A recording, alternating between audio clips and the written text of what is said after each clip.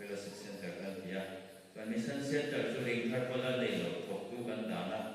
mun khan ya chuan thok tu hi missionary panga sinodin din pe a kan bial sunga an homa i pali hi evangelist an ya pakhat i craft teacher 1352 ani a chuan field worker arami mayday evangelist hi pakwa nai an nei poka i khan thok tu tak tak